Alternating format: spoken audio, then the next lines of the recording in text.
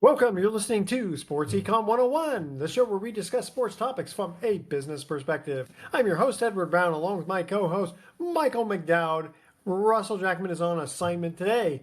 At each commercial break, we are going to ask a trivia question, so make sure that you stay tuned in. I want to make a mention here for Drinks Giving and Blackout Wednesday, a very popular night for bars and venues. Did you know that the Wednesday evening before Thanksgiving often sees many people in town for the holiday and looking for something fun to do? San Fran Halen, which is a tribute band for Van Halen, is playing at the Hot Monk in Nevada on Wednesday before Thanksgiving, which would be November 26th. Check them out. You can look at sanfranhalen.com. All right, Michael, we got a quick minute before we have to go to our break. This is just our little intro. Today's going to be a little bit of a somber show, isn't it?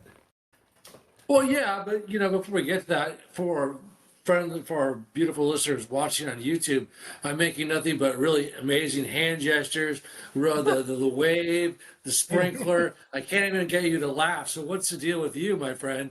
That's what I want to know about. Well, If that doesn't make you laugh, I got nothing. I might as well just walk off. Ordinarily, you make me Hey, laugh.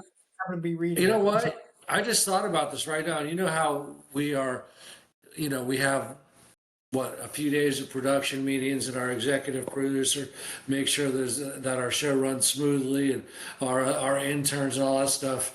But why don't we have you? Is your buddy the lead singer for this San Fran Van Halen? Huh? Yeah. Why don't we have him on the show?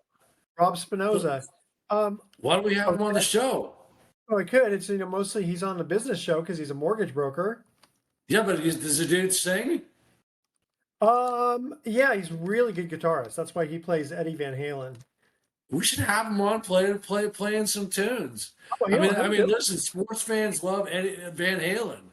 Yeah, no, he's very good. I've heard him play. He did like a little something on YouTube. Hey, tell you what, stay with us, audience. We're going to a break right now. You're listening to Sports Econ 101. Don't touch that dial. We're gonna be right back.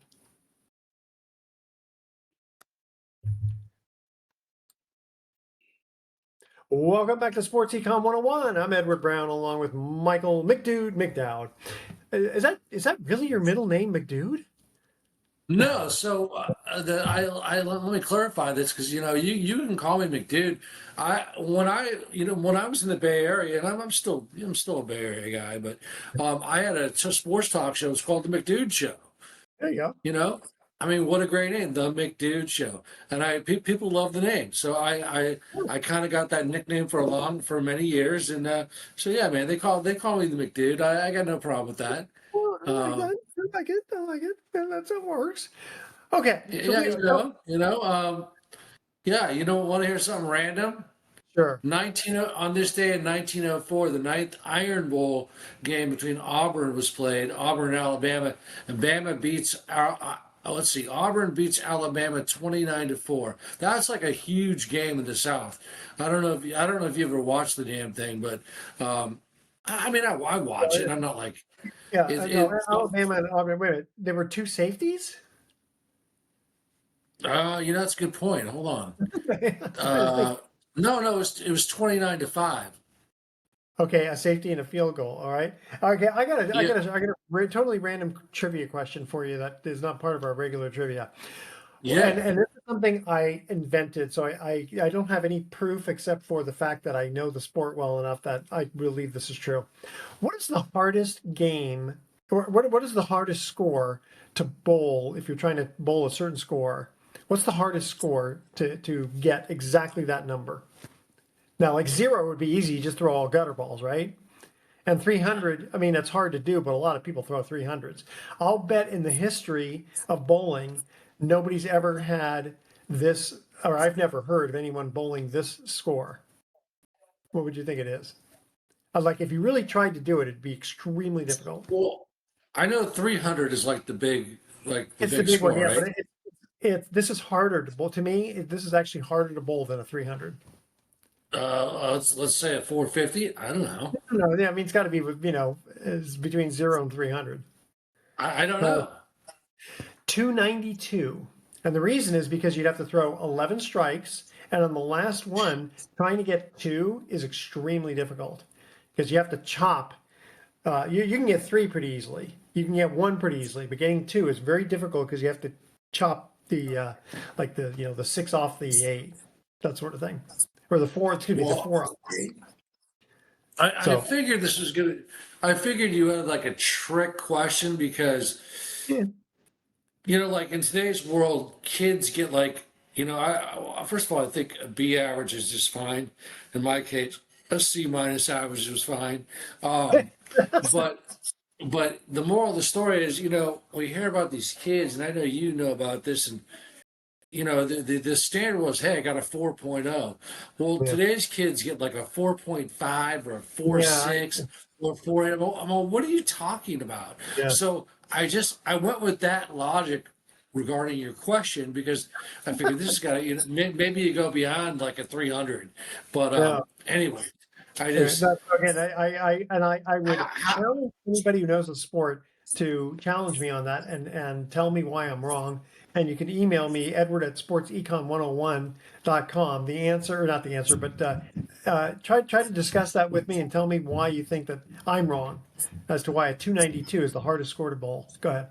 and conversely, how the heck or how the hell does a kid get a 4.6, 4.7 GPA? Like, they get extra 4.8. credit for, yeah, I mean, you can get an A plus extra Yeah, credit. yeah. I'm I like, know. I'm It like, was always, I mean, listen, any kid that does this that, whole great. Well, it Yeah, downplays all kind the of. 4.0 students. I Yeah, mean, yeah.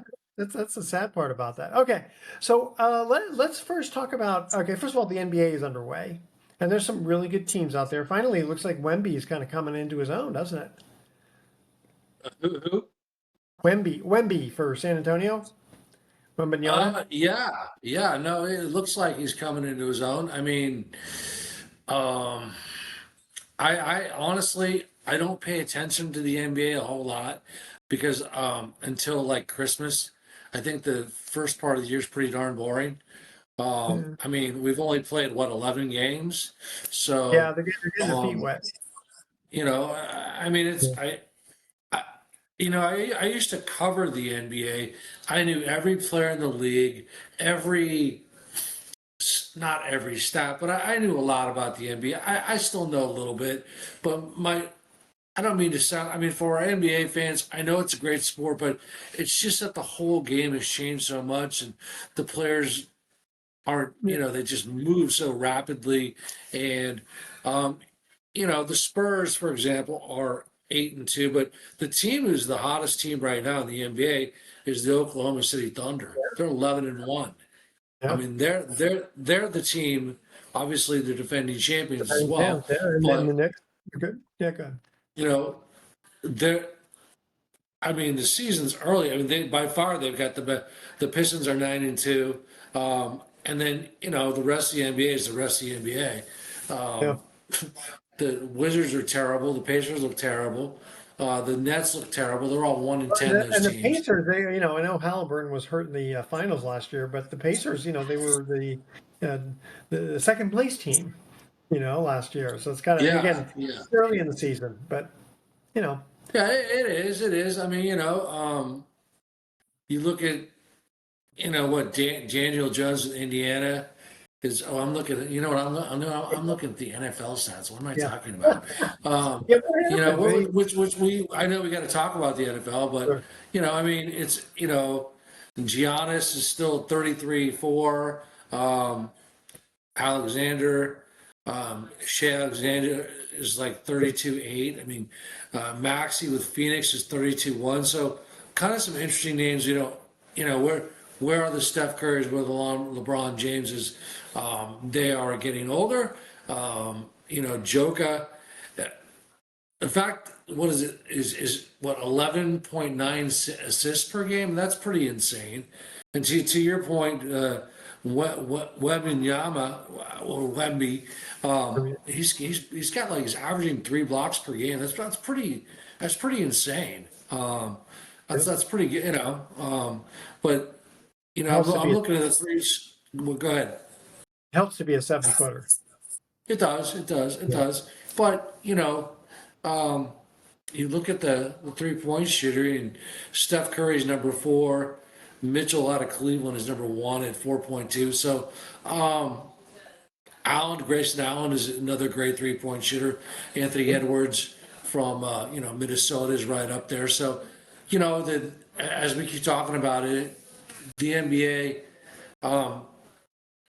you really got to pay attention to it and to look at the intricacies of the game, because it's just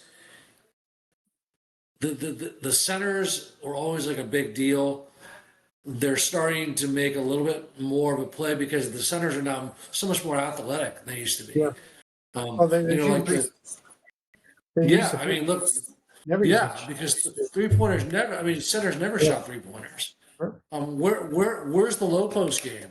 Where is the feeds inside? Which, who has a good sky hook? I can't name one center. Can you? Jokic got a pretty Yeah, well, yeah, that's yeah, fair. That's fair. little bit. Okay. Well, Hey, let's go to our first commercial trivia question here. Who was the first president to live in the White House?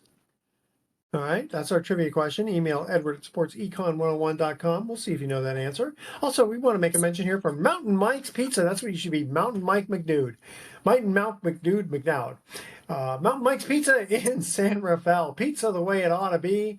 I love getting their pepperoni pizza because they just smother it with pepperoni. I just love great. pepperoni. It's great. Yes, and I always get my mouth watering when I mention Mountain Mike's Pizza in San Rafael. Check them out. Stay with us, audience. You're listening to Sports Econ 101. Again, we're going to ask this trivia question: who was the first president to live in the White House? All right, don't touch that dial. We're going to be right back. Yep. Welcome back to Sports Econ 101. One more time, I'm Edward Brown, your host, along with Michael McDude McDowd. All right, who was the first president to live in the White House? Well, Washington did not live there.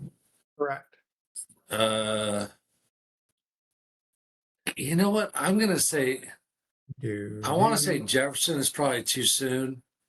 No, actually, it was John Adams. John Adams. John Adams. I almost was gonna say Lincoln, because I just feel like, I know that was long years have passed, but I think during the War of 1812, I think they burnt it down. They had to rebuild it again. okay, yeah. Was John Adams. All right. Okay, so now we're going to get into some kind of interesting topics here. So, we covered last time about how these basketball players and coaches like Chauncey Billups were getting into trouble for all this weird gambling stuff. And now pitchers are now involved in gambling, like intentionally throwing a ball versus a strike. Obviously, can't be the other way around. But like how much they get paid for throwing the first ball versus a strike. You can see it's kind of obvious, and they're not getting paid that much. Maybe for the friends, but I get figuring, you know what? Here's an extra $5,000, $10,000 for just throwing the first ball. It's funny because it doesn't affect the entire game, that one pitch, but it just leads to all kinds of bad stuff. Well, yeah, I mean, like, what was it? Emmanuel Chase and Luis Ortiz, who was with Cleveland. They were suspended, and they're involved in a big situation. But I think at one point, one pitch would be $7,000. One pitch could be $5,000. And I think if my memory serves me right, I think there was even an opportunity where one pitch was actually like the players got like $30,000. So you add that stuff up. Now, why are they doing this? These guys are making millions of dollars. Is it just purely the greed? Is it the thrill of it? Is it what's the? It could be like A, I don't think I'm going to get caught. B, a little bit of the thrill of it. C, really easy money. All I have to do is just throw one pitch to be a ball, and the rest of it I can just do whatever I want. Pitch the way I should be pitching. It's just it's too tempting. Problem. My guess is it's too tempting, and it's kind of sad because a friend of mine, he volunteers at the juvenile hall, and he was telling me last night that one of the kids, he's got this really quote sweet kid who's at juvenile hall who he's trying to mentor, and this kid apparently was a soccer superstar. in I'm trying to remember if he was in playing in Canada or some other country other than U.S. But he had a contract to play in Major League Soccer or one of the United States teams, and he just did some stupid stuff and apparently bad enough that where he's going to be in juvenile hall slash jail for 10 years. I 10 mean, years? years, yeah. He must have been. I don't. They won't tell what he did, but I mean, it could have been murder, could have been aggravated robbery. Who knows what it was? But a kid like that, he had his whole life ahead of him in professional soccer because he was that good. 17 years old. And and he's in Marin? It's in California. In California. Okay, okay, okay. Well, I mean, I think that's a perfect example, and everybody needs to pay attention. It's not about preaching, but it's really about hopefully teaching the lesson that here's a kid with this God-given ability. Yeah, Now, obviously, he worked at it, extremely talented, but yet, yeah, sadly, as a result, his decision making will affect him for the rest of life. I pray for the kid. I hope he rebounds. He's young. He's probably what, 17? If he's yeah. in He's juvenile 17. hall, he's Yeah, 16 years old, 17 years old. So, um, if he's going to be, if let's just say he's 16, okay, for the sake of conversation, maybe 17. So he's out at 27. The question is, could he radically change his life? Could he play soccer again? He's still pretty young. If he's that good, you never know, right? But yeah. overall, it's a really sad tale, isn't it? Yeah, because apparently, he had signed a contract, so it's not like he was just really good and hoping one day to be good enough to play. Right, right. He's also ready to play. Yeah, but he obviously bad morals corrupt good ones rather than the other way around. So he must have been hanging around the wrong people. Because I'm But sure a teenager there is on his own. there's so many examples of that in sports and in general, and it's such Well, you a were it's such a before came on, you were talking about the Alabama football player who's suspended. yeah, yeah, yeah, yeah. What is it? Was this kid Dre Kilpatrick Jr. His dad was Dre Kilpatrick Sr. Now, if you're paying attention to the NFL, he played for the 49ers. I think he played for with the Saints. Pretty good player. But Kilpatrick, 3 counts of reckless endangerment and trying to elude police Saturday night in Tuscaloosa. Kids driving a primo Mercedes Benz.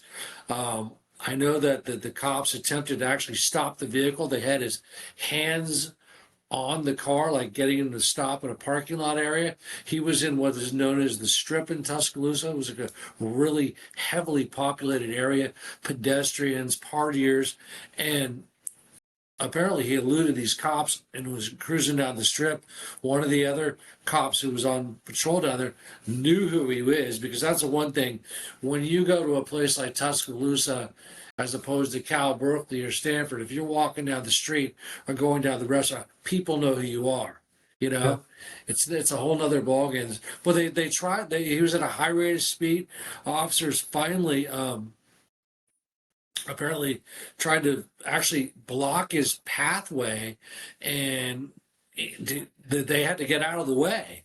So I mean, you want to talk about stupidities? They finally caught up to this kid. Now he's in, but it's really weird because I guess the charges are like only misdemeanors. His bail was only like $1,500, but he's indefinitely suspended. Again, the moral of the story is, Edward, is the fact is, here's a 19-year-old kid with a you know full ride scholarship, driving a primo Mercedes Benz for the University of Alabama, and Well, now that who the knows kids if get this. paid, I mean, how much do we know how much he got paid?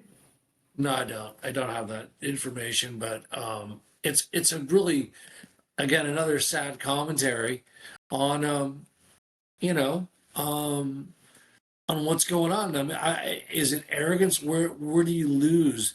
How do you you know what was he drinking? Was he, the guy's from a place called Gadsden City High School in Alabama, which is a really, really strong powerhouse school. But it's just like, how do you, I don't, I don't get it.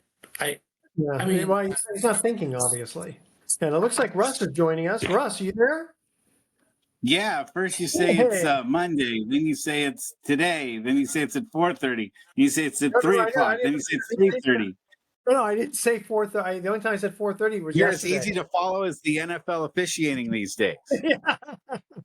And now yeah. that we have Russell Jackman, let's go ahead and shift over to Russ.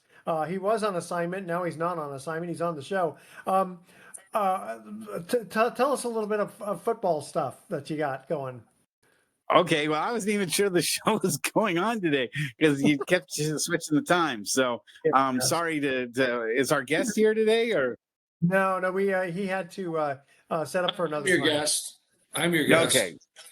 Okay. So, actually, the one thing I wanted to first bring up was the fact that there's a gambling scandal now in baseball Mhm. that's involving some Yeah, baseball players.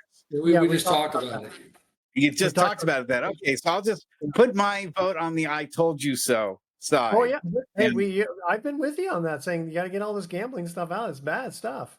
we got to get FP Junior out of Brazil and back on the show Yeah, and tell him, look at what happened. Yeah, he was so upset when California didn't vote for the gambling, the yeah, online gambling stuff, and every day that we didn't, I'm glad we didn't. Anything we can do to make gambling more difficult to yeah. accomplish, I think might be in society's best interests.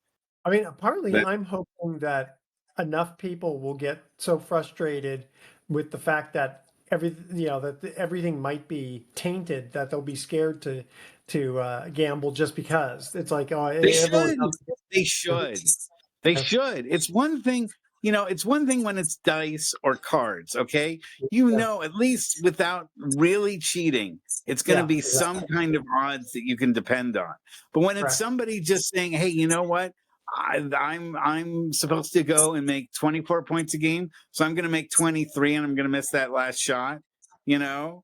Yeah, And the team still wins, but I don't make the over and I make the bet that I put on myself yeah, to not make that happen. It's just nothing but danger. I mean, when you involve human beings in something like that and you give them the choice to either do something honestly or dishonestly to make a few bucks, yeah. inevitably people are going to go the dishonest route to make a Well, few and bucks. we were It talking just about how from a pitcher, if it's like, okay, the first pitch is a ball, you go, okay, well, what's one pitch? That's not going to change the whole game. But it's just a bad situation. Yeah, right. Well, yeah, and especially when you're talking individualized sports where, you can't even have a teammate like pick up your slack or something, or it's individual statistics where you can, where it's an under on your own performance. So all Yeah. your team can still win, but you can play like a dog and still, make your bet happen. I tell you what, let's go to our second commercial trivia question here. Where was the Declaration of Independence, the Constitution, and the Bill of Rights stored during World War II? Stay with us. Sports Econ 101 will be right back. Don't touch that dial.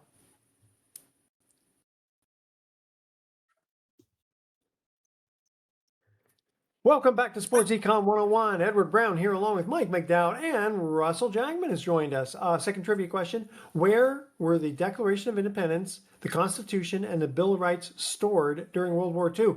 Mr. McDowd. I'm going to say Fort Knox. You are That's my guess. correct. That's yes, That you're was my both. guess as well.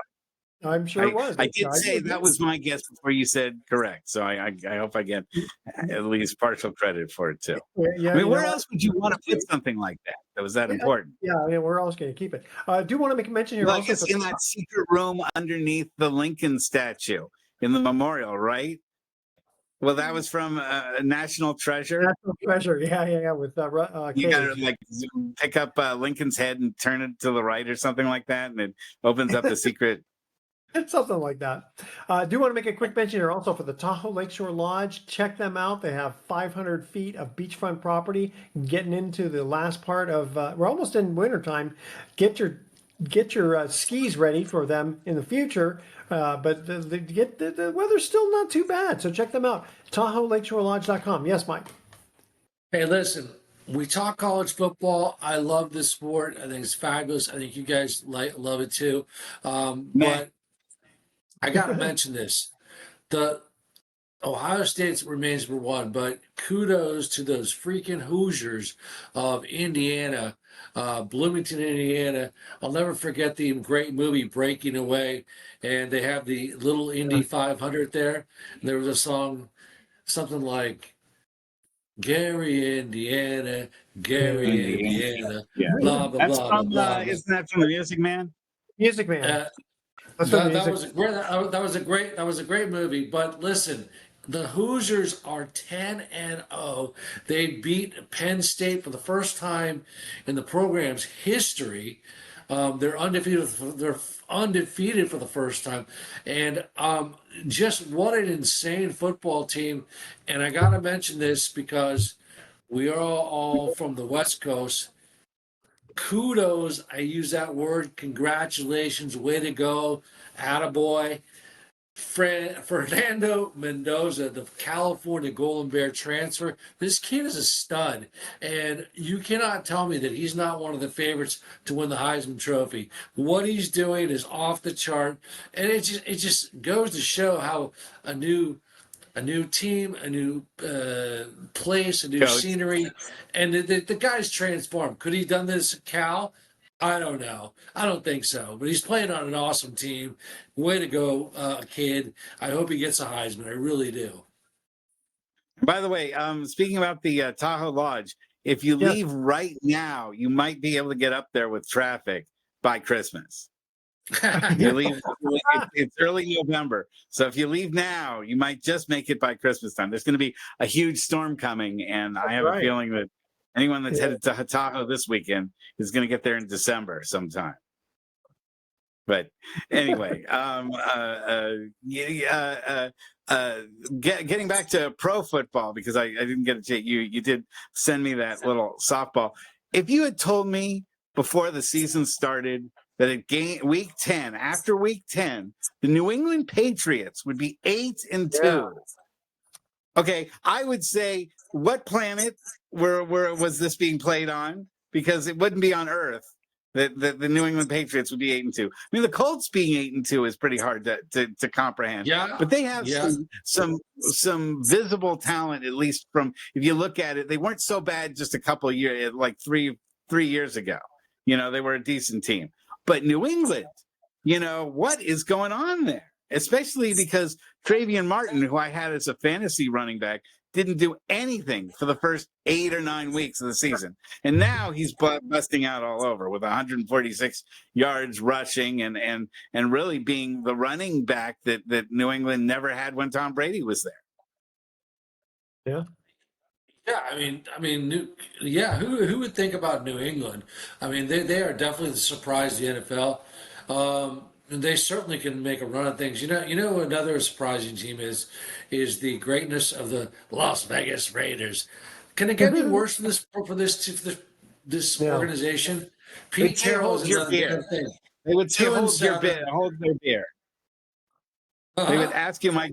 They would ask you, Mike, to hold their beer, because I think they could be worse. There's still the 1-win season, the 0-win season that they haven't accomplished. That's true. And you guys know I'm in Jacksonville, and I got to tell you, and I don't think the rest of the NFL cares about Jacksonville or talking about, but they were on target to have a really, really great year. They're playing like garbage. The people are super down on Wonder Boy, their quarterback, Trevor Lawrence, and now there's a lot of questions like, is this guy legit? I mean, he's a $50 million franchise quarterback, and they've lost like 2 in a row. I'm going to my first Jags game this season against the Chargers this weekend, so I think the Chargers will probably beat them. But Lawrence beat the 49ers, and then he beat on Monday Night Football, he beat the Chiefs. And man, there was a lot of hoopla about it. But to Russ's point, yeah, the New England Patriots are definitely and very exciting. The team that's also been disappointing, who I thought were going to be really, really good, probably atop the AFCS, and the Buffalo Bills. They continue to falter down. It's kind of a really, really sad news for that franchise. But we may also, the road still may go through Philadelphia, I mean, Philadelphia is definitely the best team in the NFC East. The other teams, True. Washington looked like they were turning their ship around, and now they're sunk. The Giants are just horrible, like we all thought they'd be. And and the Cowboys are a total joke, especially at home. They're a total joke. So, I mean, it's basically a division that's being handed to Philadelphia. They're not going to have to work hard to win that one. And, they'll get the bye for the first week. And, to be the man, you've got to beat the man. That's an old saying, an old wrestling saying. And I think that it holds true for Philadelphia. It's still, Saquon Barkley isn't having the kind of super year that he had last year, but he's still a big threat down low. And, Hurts is still someone that they have to worry about. I mean, Washington is no longer a threat with the loss of their quarterback to that terrible injury. So, but anybody could fall apart due to injury. The Niners are the perfect example. There's this comedian who was talking about the 49ers. He said 50% of the 49ers roster is hurt and the other half is injured. Yeah, no doubt about it. No doubt about it. Crazy, crazy stuff. I mean, and then I'm looking at it's having a great football season, and I don't like this team at all because they just beat our 49ers. Matthew Stafford, this guy's got 25 Rams. touchdown passes. Oh, So I mean, kudos to the freaking Rams. I don't like saying it, but they're one of the better football teams in the NFL right now, and it's disappointing. The 49ers are just a shell of themselves, and you look at the you look at that division and you say, whoops, it's the Rams, it's the Niners. The Yeah. Cardinals are awful, but excuse me, the Seattle Seahawks are also very good, and Detroit Lions 6-3. I mean, come on, it's a strange NFL year for all. There's a lot of parity, is what I'm trying to say. At least it appears. Well, it's interesting when you talk about Stafford. I mean, he's done stuff now that no quarterback or few quarterbacks have done in history, like throwing 20 touchdowns without an interception and having 4 touchdowns in the last 3 games consecutively. It was so weird going into the season. Everyone was saying, well, Stafford's old. He's maybe one hit away from retiring and all that stuff. And you look across the state and you see Brock Purdy, young quarterback, signs a $50 million deal. He's got, all these great weapons in front of him. Brock plays 2 games for the whole season, and who knows if he's going to play this Sunday or not. And Stafford has played flawlessly every play of the season so far, and we're past week 10. It's just, I hate to think that the Rams could win a Super Bowl this year, but you'd have a hard time convincing me after Sunday that they wouldn't. Yeah, they dominated the 49ers in horrible fashion. I've had enough of LA for this year. I've had enough. They got their win with the stupid Dodgers. That's enough. Enough, LA. You calm down because your Lakers are going nowhere. That is the one thing I am happy to say. It looks like the Lakers are stuck in mediocrity, even with the Luka Doncic trade. The trade that cost the Dallas GM his career, basically. That you heard about him. Well, and before we go on anything else, also peace home to Lenny Wilkins and to Michael Ray Richardson. I was just going to say Michael Ray Richardson. Edward wasn't really too familiar with him, but great player, defensive player of the year in the NBA. Of course, we got to remember the big trade for Bernard King from the Warriors for Richardson. Richardson played for the Warriors, and he was really, Russ, this. He really was one of those dynamite players. Of course, involved in People terrible. Compared him to Jordan. People compared him at the time and said he might be the next Michael Jordan. He might be right there with where Jordan was talent. But drugs played a tremendous role in his life and really kind of just destroyed his career in essence. And so, it's one of those great human tragedies that we've been talking about. We've talked about a few of those stories on the show today, but, God bless his soul. He was a great player. And if you want to talk about a story of triumph, it's Lenny Wilkins. Yeah. There's a guy who, did everything right in his career. Yeah. And he won a championship when he was with Seattle with the Sonics, as the coach for the Sonics.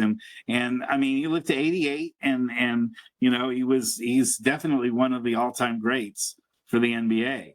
So, but got very little fanfare when he died. I don't think he was remembered too much because it'd been so long since he'd done anything in the NBA. I think a lot of modern fans just don't even know who he is or was. I totally agree with you. I mean, if you were to talk to somebody like, "Hey, who's Lenny Wilkins?" A lot of people would not be able to answer that question, and it's interesting. Uh, you know what, man? I got to tell you guys, just for the sake of conversation, it is something totally random. Let's see. Montreal Canadiens 16-10. Devils 16-11. Let's see how our San Jose Sharks are doing. Actually, they've won They're seven. improving. Sharks They're are improving. Sharks are doing okay this year, 17-8. So maybe things are on the upswing for them. But I still think I know we never talk NHL, but it's one of the best spectator sports there is, hands down. And the San Jose Sharks are probably one of the only teams that I'm aware of that were up 3-0 in the Stanley Cup Finals and just absolutely collapse and lose 4 in a row. Pretty I got tragic. nothing to Oh, say. one other thing about loss. Did you guys mention Paul Tagliabue died? Oh no, Yeah, we no, we did not. No, we did not. He was another really historical sports figure. I mean, think about what he did as commissioner for the NFL for all those years. I mean, Yes, and it continued to be a little bit more morbid. Still, there are a lot of broken hearts at the loss of the Cowboys defensive end Marshawn Nealand. And Marshawn Nealand, and you guys can comment on it, but Edward and I were talking about this off the air, a really tragic, sad commentary on life, because here's a young man, you think he's got the world by his fingertips, but yet he's so broken inside that where's his hope? And hope, I'm going to say this: hope is always in God. That's all I can say to anybody. So, the guy had no hope, and it was so bad he took his own life, and it's an absolute tragedy. All right, guys, we have to go to our last commercial break here. Who was the first televised president? Stay with us. Sports Econ 101 will be right back with some closing comments. Don't touch that dial. Welcome back to Sports Econ 101. I'm Edward Brown. This is the last time for today. Edward Brown, along with Mike McDowd and Russell Jackman. Third trivia question: who was the first televised president? And if no, Mike, it was not George Washington. Jefferson. Jefferson, no. No, it wasn't. Wasn't it Truman? No. Eisenhower? No. Yes. No. One more before. Who's before Truman? FDR? Yes. FDR was the first. I didn't know television was around in the 40s. Late in the 40s. Okay, I do have a silly joke here. So NASA is about to launch a new mission to say sorry to the aliens for Earth polluting space. It's called Apollo G. Yes, we did. We should. That's cute. I like that. You like that one? All right. That's cute. We're almost ready for our thoughts for the day. Any last words from you guys before we check out? Let's see. Go Warriors are about to face San Antonio after disastrous back-to-back against Oklahoma City. And Oklahoma City right now, all I got to say is it's Oklahoma City's NBA, and the rest of the teams, it's their privilege to be in it right now. Yeah, exactly. Yeah, yeah. Right now, that's true. Right. That's true. All right, guys, and we're gonna have some guests coming on next show. We are. Yeah, here's my thoughts of the day. If you're down in blue, just keep the faith, keep going strong, and you know what? It'll be okay. Listen, life is worth living.